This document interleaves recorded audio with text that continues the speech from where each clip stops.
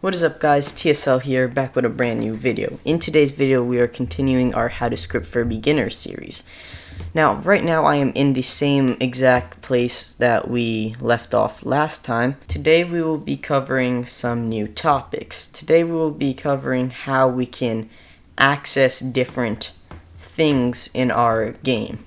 So let's just insert a part here and let's change the color to like this crimson color, and let's just make it like this big. Alright, so you see we have a part here. Now let's name this part like my custom part.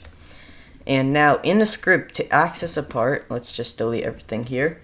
Let's make a variable for our part first. We'll say local part is equal to game.workspace dot the name of the part. Now there's a few ways you can actually access the part. You could do it this way, so I could just do .myCustomPart. But let's say I had a space in the name of my part. So let me rename my part to myCustomPart. And then this will no longer work, and you cannot just do this. This is completely invalid. What you'll have to do is, since the workspace and everything in this anything is a array, you can just access it like you can access a value in an array. So you could just do game.workspace, access it like it's a big array, and get the value that you want, aka the name of whatever object you're trying to get. Now another way you could do this, also this would work, another way you could do this is you can use the findFirstChild method, and then the name of your item, for example my custom part. And lastly, if you're not sure if the thing will load in time, you can also do a wait for child and my custom part. You can also specify the max amount of time you want to wait for this part to load in, and for this it's just 10 seconds. So what this does is it waits to a maximum of 10 seconds until the part loads in. If it's still not loading in, well, then you got a problem. But if you don't pass this second argument, then it will just wait infinitely, and if it never loads in, well, you will get an error in your output, and it will be an infinite yield error. Alright, also you can have the script inside the part, and you could just do part is equal to script.parent. Alright, so now let's get to changing the properties. Now the properties of the part are this thing you see right here, and it's everything from the color to the collision group ID, which I've never used because I don't need to. So anyways, let's say we want to change the part color. So we can just, all we have to do is just part, and then we do dot, and the name of the property we want to change. So for this case, we want to do color, and that's going to be equal to a new color3, and then you have a few options. You can do color3.new, and I've personally never done this, but it accepts 3 numbers, the red, green, and blue value and they have to be in between 0 to 1, or you could just click on this color wheel and pick the color. You can also do color3.fromRGB, which is the one I usually use, and you once again get the red, green, blue values, but this time it's from the normal range of 0 to 255. And you can also use the color wheel again. The next one we have is color3.fromHSV. Now this is the hue, saturation, and value. Once again, I never really use it, but you could also use the color wheel. And then last one we have from hex, which, well, you just give it a hexadecimal value, such as hashtag. Let's just do that. I don't feel like figuring out what color that is, but let's just leave it as that. So if we run this, instead of being this crimson color that we had it set to, you see now it is this color, which if we click here is the same, because unable to convert characters to hex value. Alright, whatever, I've never used this and maybe I'm doing it wrong. But anyways, let's just do color3 from RGB. And we'll just do For red, we'll do 122. For green, we'll do like 68. And for blue, we'll do like 202. So that'll give us a purple color as it showed in the preview. And now our part is purple, as you see. Alright, so some more things we could do. We can like change, let's just make this part anchored so if we lift it off the ground, it won't fall. But anyways, what we'll do now is we'll change the position to make it go like 20 studs higher than it is. So do part.position is equal to part.position, or we could just do plus equals vector3.new, and we'll just do part.position.x. So the x position will stay the same. Do part.position.y plus 20, because we want it to go 20 studs higher than it is already, and then we want the z-axis to stay the same, so part.position.z.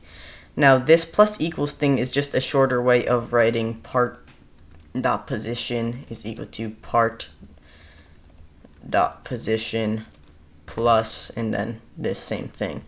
You can do that for like everything. Alright, so this should make the part change to purple and go 20 studs up in the air, and as you see, that's what it did.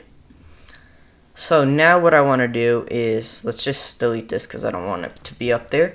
Let's make this part a little cooler. Let's make a loop, which we're not going to really talk too much about it in this video because that'll be for a later video because there's a few different types of loops. But basically, let's just make an infinite loop by doing while true do. So basically, this will just run infinitely. Let's also add a task.wait of 1 second. This will be the delay between the color and transparency change because that's what we'll be doing in here. And this will also make it so that our studios doesn't crash. Alright, so basically what we want to do in here is just set the part color equal to color3.fromRGB. And now in Roblox, to get a random number, you can use the math library and use the math.random function. And the first thing is the first argument is the minimum number. So for this case, we want it to be 0, and the max is 255 because it's from RGB, which gives us a range of 0 to 255. So if we just paste this for everything, it should give us a completely random color every second. And we also want to make the transparency equal to math.random. Actually, we won't even change the transparency. Let's just look at this part changing colors. As you see, this part changed colors. But you see, it's instant. And, well, I mean, it doesn't really look very nice. We could do something called tweening, but that's for a later video. Or actually, no, we'll do it in this video. So basically, what you'll need to do is make a variable up here for the tween service. So tween service is equal to game:getService tween service. This will give us the tween service, which we can use to tween anything on our part, basically. We can tween the color, we can tween the position, and we can tween anything, really. This will make everything smoothly change, and you can set some parameters, which I'll talk about right now with Tween Info. So we'll make a variable for our info, which will be equal to tweeninfo.new.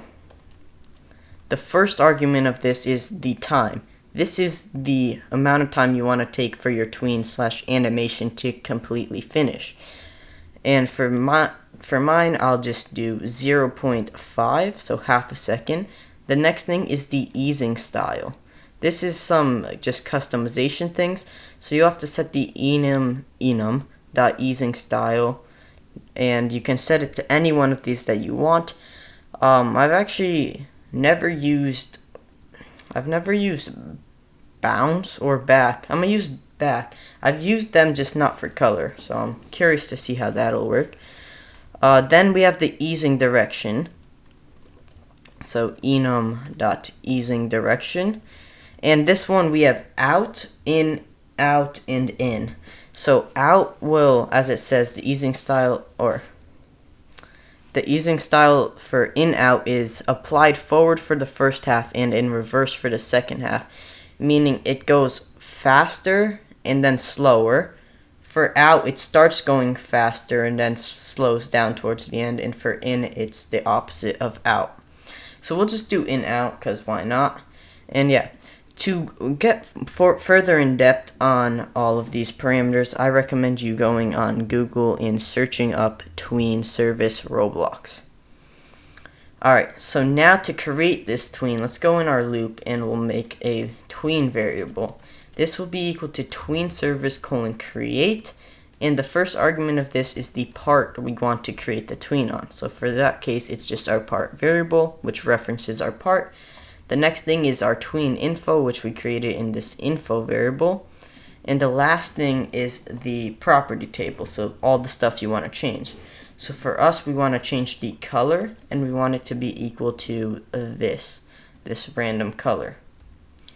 And now, if we play this every second, we should smoothly transition into a new color. Oh, actually, we forgot one thing. With the tween, you have to actually call tween:play for the tween to run. And now, this should come.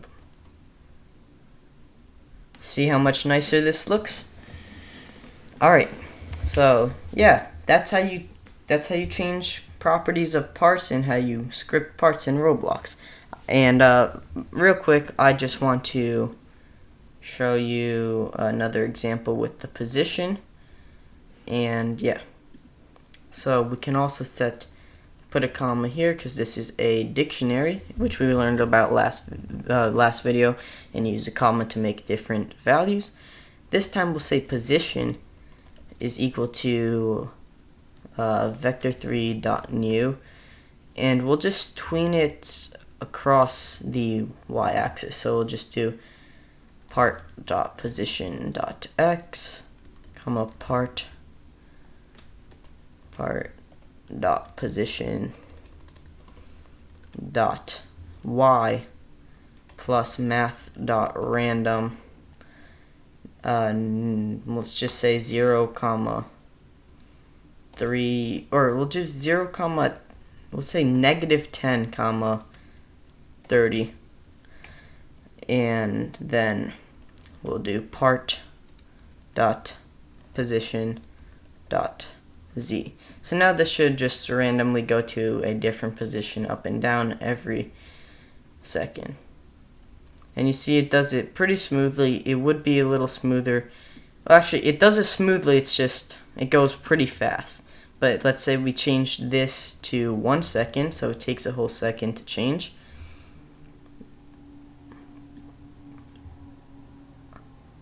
Now it's going a little slower.